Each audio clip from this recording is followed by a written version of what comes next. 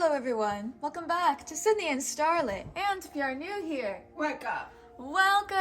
Enjoy the videos. So today, me and Sydney are going to be reading Disney Fairies, Tinkerbell and the Lost Treasure, a read-aloud storybook.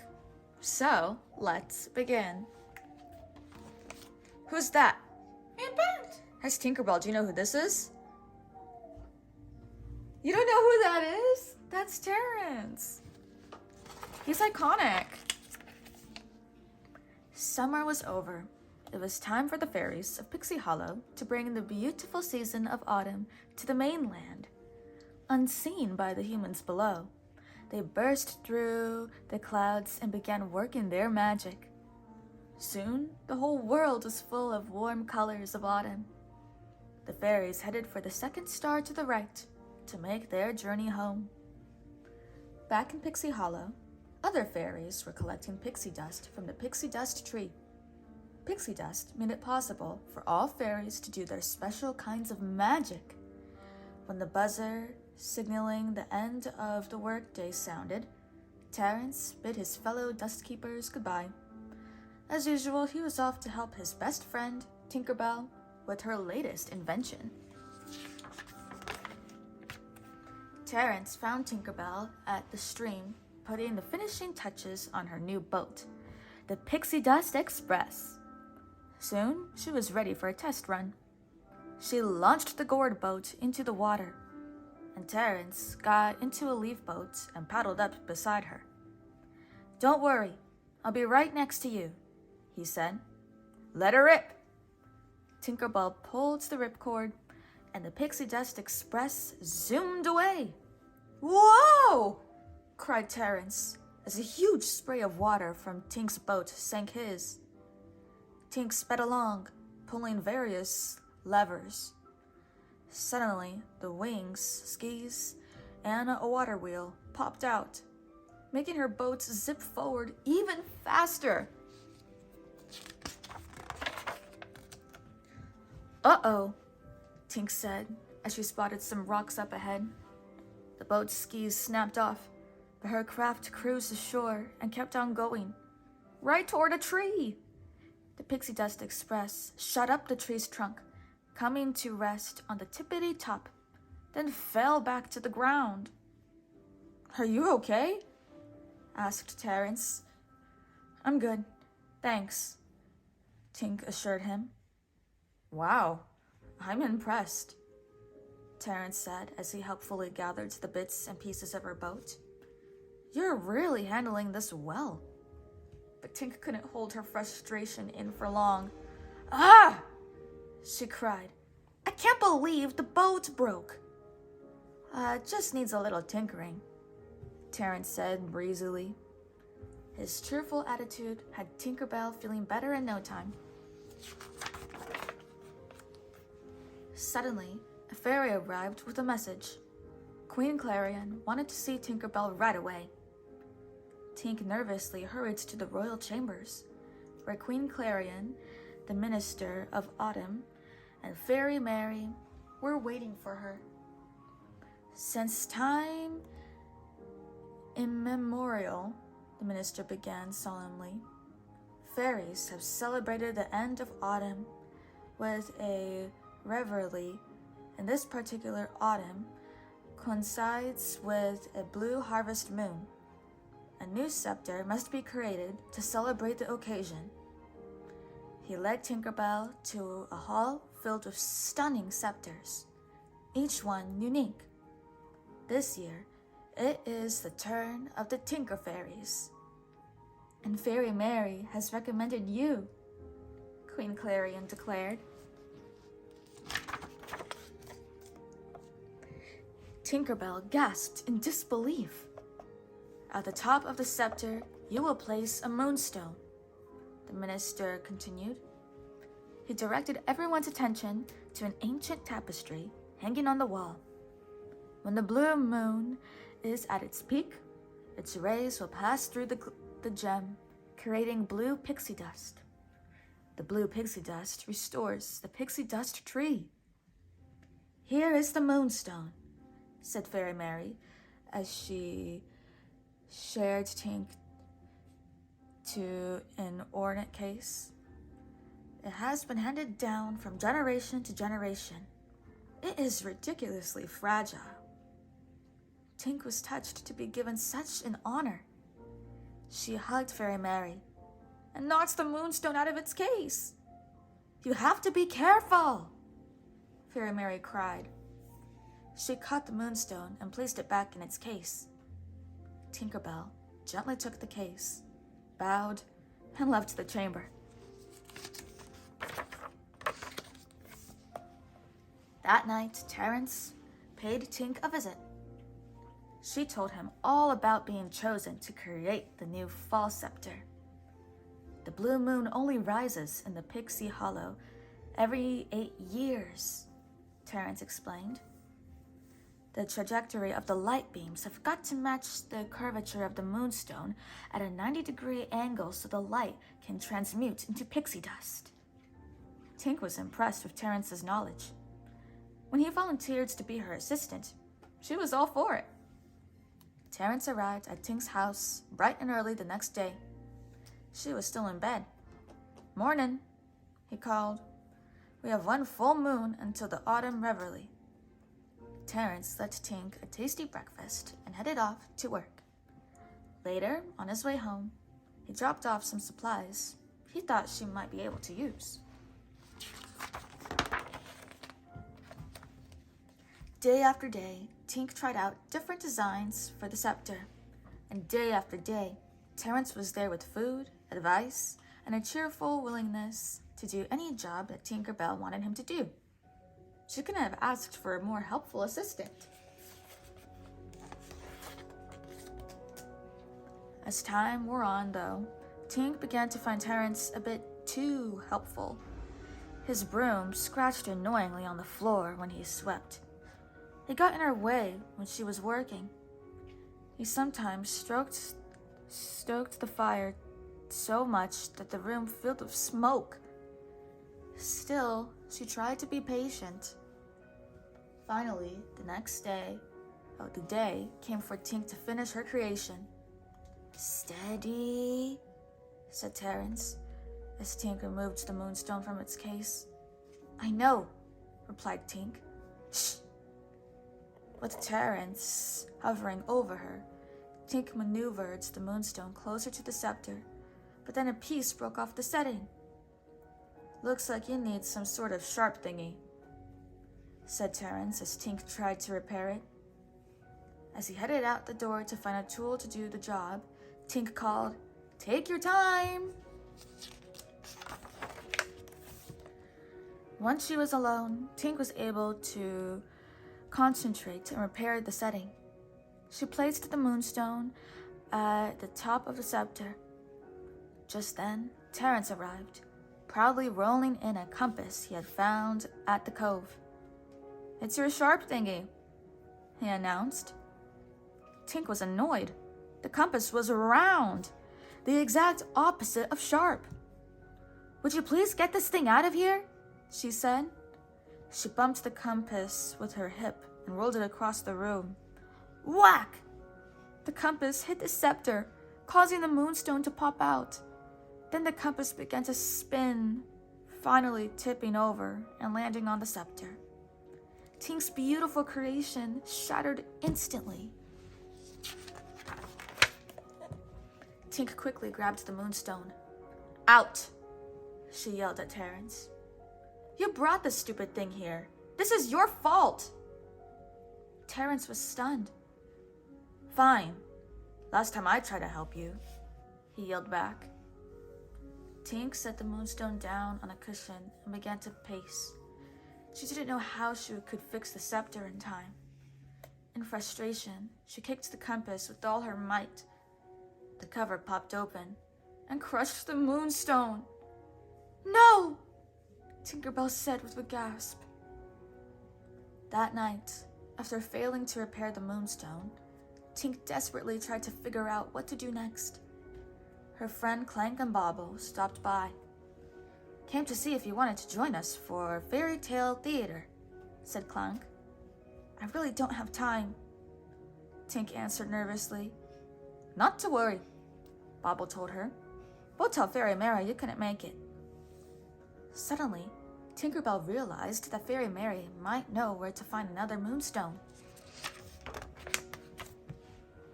So, Tink went to the fairy tale theater, but she just couldn't tell Fairy Mary she had broken the moonstone. The show began. A fairy named Lyria appeared. 'Twas a distant fall when a pirate ship arrived in Neverland, she began. The pirates searched until they found a fairy and forced her to lead them to the enchanted mirror of Encanta. Forged by fairy magic in ages past, the mirror had the power to grant 3 wishes.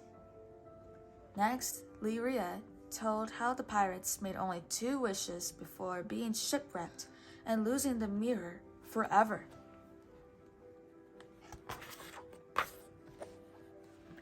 Tink listened carefully. This magic mirror could be just what she needed. Lyria's story continued. Journey due north past Neverland to a faraway island is close at hand, she said. Tink was very excited to hear clues that could lead her to the pirate ship and the magic mirror. Lyria spoke of an arch of stone and an old troll bridge. Tink's head was so full of directions and clues, she didn't pay attention. She thought Lyria had said toll bridge. Lyria went on, explaining that hidden deep inside the ship, amid gems and gold, was the mirror. Pretending to be tired, Tink left the theater as quickly as she could. She had to find the mirror and use that last wish to restore the moonstone. Back at home, Tink quickly drew a map of the lost island, consulted the compass, and began to pack some supplies. How am I going to carry all this? She wondered. Still, she kept packing. Not enough, she decided as she checked her bag of pixie dust. But Tink wasn't worried. She'd figured out a way to get more. But the next morning, Tink couldn't talk anyone into giving her more pixie dust. Not knowing where else to turn, she went to Terrence and bluntly told him what she needed. That's why you're here? Terrence asked. He had been expecting an apology for the way Tink had yelled at him. Why do you need more dust? A true friend wouldn't ask, said Tink angrily. A true friend wouldn't ask me to break the rules, Terrence replied. Then I guess we're not friends, shot back Tink. I guess we're not, replied Terrence. Even though Tink didn't think she had enough pixie dust for her journey, she stubbornly moved ahead with her plan. First, she had to design and build a vehicle that could carry her and all of her supplies to the lost island. Tinkerbell expertly assembled what looked like a hot air balloon from a gourd and a bunch of cotton balls and an array of pots and pans, all in less than a day. She dressed in her adventurer's outfit, and at dusk, she sprinkled the balloon with pixie dust and lifted off with the moonstone fragments safely tucked in her satchel. So long, Pixie Hollow, Tinkerbell called as she rose higher and higher into the sky. I'll be back soon. As night fell, Tinkerbell watched a bat chasing a glowing mass of fireflies toward the balloon. Luckily, they passed by without causing any trouble. A little while later, she went to have a snack and discovered an empty supply bag and a very full firefly. She lifted her visitor out of the bag. Shoo! Go find your friends, she ordered. I'm on a very important mission. Tink decided to get rid of the firefly by hurling a stick for him to fetch. But the stick caught her bag of pixie dust, and she accidentally flung it out of the balloon. That does it, Tink declared to the firefly after she had rescued the bag. Out! The firefly pretended to walk the plank, then jumped off the side of the balloon. Confident that the troublesome stowaway was gone for good, Tinker Bell turned her attention to her map. The problem was, it was so dark she couldn't see a thing. Suddenly, the map was illuminated by a gentle glow. It was the little firefly. Oh, all right, Tink said, giving in. You can stay. For now. I'm Tinker Bell. What's your name? The insect glowed brighter. Blinky? Flicker? Flash? Beam? Flare? Tink guessed. Then it came to her. Oh, Blaze! Tinkerbell and Blaze anxiously kept watch for land until they flew into a fog bank. In the morning, when the fog cleared, the travelers discovered they were stuck in a tree. This must be the lost island, Tink decided as she looked around. And there it is, the stone arch from the story. You stay here and guard the balloon. I'll be right back. Tink jubilantly flew toward the stone arch. But when she got closer, she saw it was just the entwined branches of two trees. Meanwhile, the balloon was starting to drift away. Blaze tried to warn Tink, but she was distracted. By the time he got her attention, the balloon was gone. My compass! Yelled Tink. My supplies! My pixie dust! Why didn't you warn me? The pair raced off to find the balloon. Before they had gotten very far, though, Tink collided with a tree, and everything went black. Blaze sent out a distress call, and within minutes, bugs arrived carrying food and water for the injured fairy. Tink immediately felt better and asked the bugs to lead her to the stone arch. She tried to fly after them, but she couldn't lift off. I'm out of dust, she realized. Guess I'll be walking from here. As they made their way to the arch, Tink stumbled upon her compass where it had fallen from the balloon. She never would have found it if it weren't for her new little friends. Tink suddenly realized how much she missed her old friend, Terrence. Back in Pixie Hollow, Terrence missed Tink too. That night, he shared his dilemma with a wise old owl. Tink is my best friend. We should just forgive each other, Terrence admitted. Someone just needs to take the first step. Who? Asked the owl. I think it should be Tink, Terrence answered. She shouldn't have treated me that way. Who? The owl repeated. It seems to Terrence that the owl was trying to make a point. Me, he said suddenly. Terrence flew straight to Tink's house and knocked on the door. There was no answer. Anyone home? Terrence called as he stepped inside. He felt something crunch under his feet. The moonstone, he gasped. Investigating further, he discovered the diagram of Tink's balloon and the supply list for her trip. Terrence knew that wherever his friend was, she could use some help. Back in the forest, Tink and Blaze had reached the next destination in Lyria's rhyme, the old toll bridge. But Tink found out that the toll bridge was really a troll bridge, and the trolls weren't cooperating. Beat it before we grind your bones to make your bed, our bed, said the small troll. Make our bread, corrected the tall troll. The small troll got angry, and soon the two were having a heated argument. They were so busy squabbling that they didn't even notice when Tink and Blaze tiptoed over the bridge.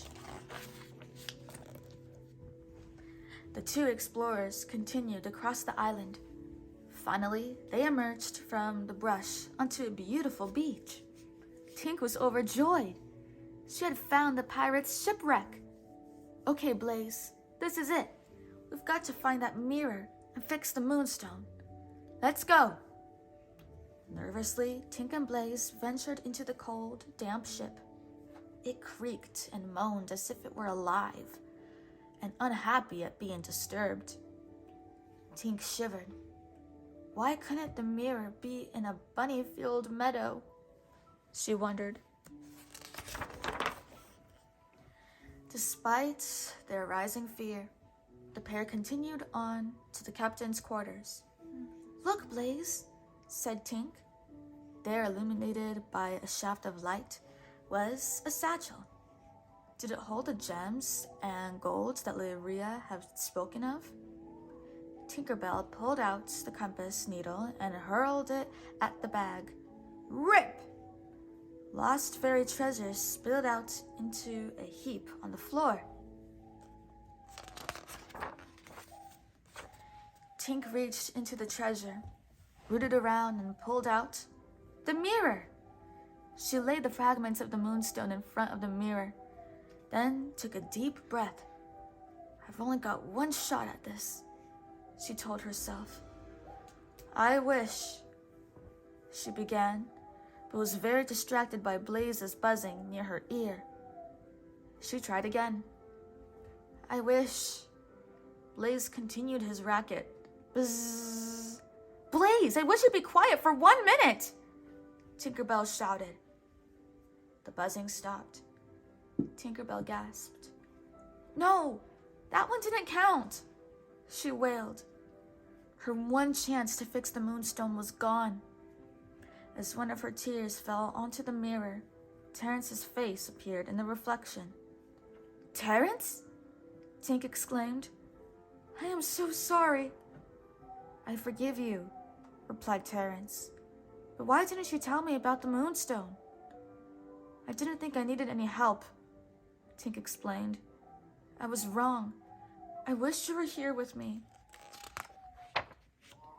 I am with you, said Terrence. He was standing right behind her. Tinkerbell ran to her friend. They were so happy to see each other. How did you? Tink began. I flew all night and all day over the sea, Terrence explained. And just when I was going to run out of dust, I stumbled into that flying machine of yours. I only had a pinch of dust left. It got me all the way here. But where did you even find the dust to make it this far? Tink asked.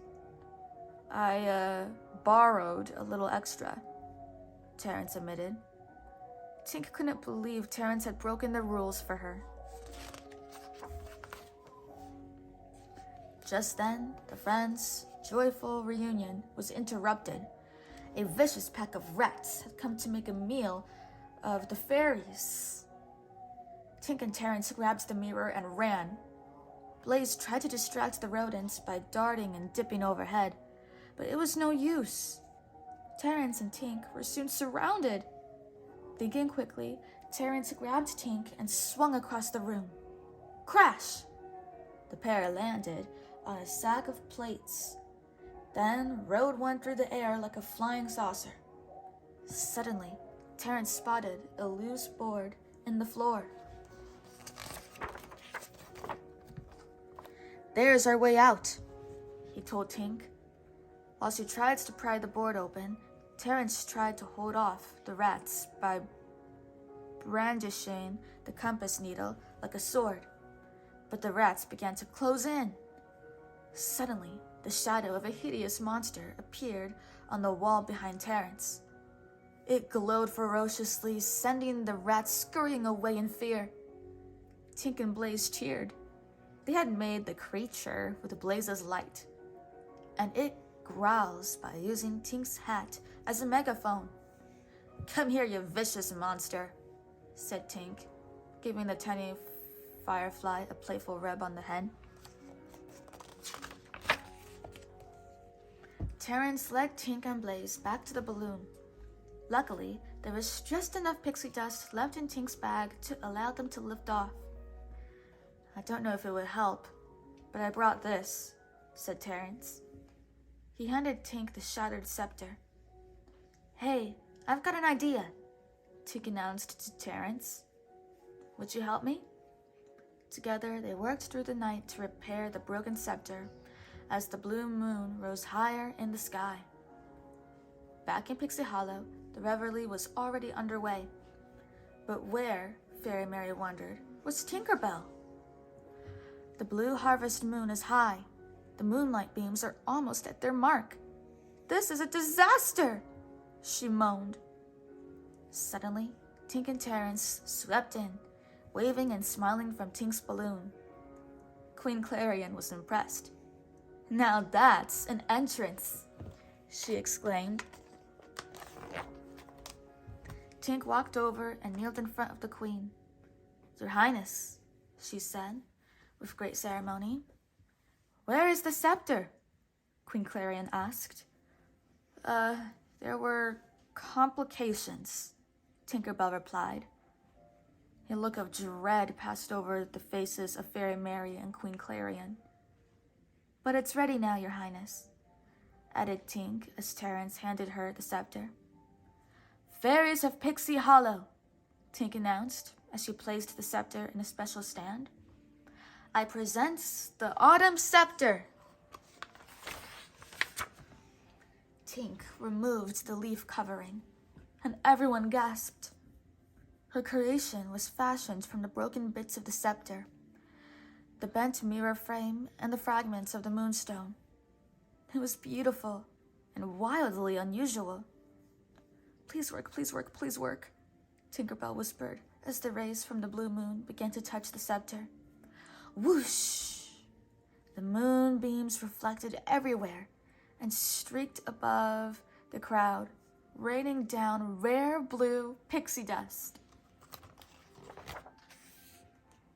At first a flurry, then a shower, then a blizzard. The dust swirled in the air before settling in drifts on the ground. "Your Majesty," the Minister of Autumn cried jubilantly. "I've never seen this much blue pixie dust before." Fairy Mary agreed. "It's at least 1,000,000 smidges, maybe more." Tinkerbell's fairy friends, Silvermist, Fawn, Iridescent, and Rosetta, were amazed. "Only Tinkerbell," Iridescent said affectionately. "Fairies of Pixie Hollow," Queen Clarion said. "Tonight, I believe, is our finest revelry yet, thanks to one very special fairy, Tinkerbell." Tink pulled Terrence close to her and tried to get the Queen's attention. "And her friend Terrence," added Queen Clarion. Then Blaze flew between Tink and Terrence. The Queen continued. "And her new friend, Blaze," Tink said. All the fairies cheered and applauded. The Minister of Autumn handed Tink the scepter. "All right, everyone, to the pixie dust tree," he announced, as Tinkerbell led the procession. And so that night passed into fairy legend, a story that Lyria would tell for generations to come. But it wasn't a story about the biggest blue pixie dust fall ever. It was a tale of something far more important. The greatest treasures are not gold, nor jewels, nor works of art. They cannot be held in your hands. They're held within your heart. Worldly things will fade away, and seasons come and go, but the treasure of true friendship will never lose its glow. The end. So, that is it for today, everyone. I really hope you all enjoyed it, and we will see you all in the next one. Bye-bye. Bye-bye. Pick out your favorite page in this book, Sydney.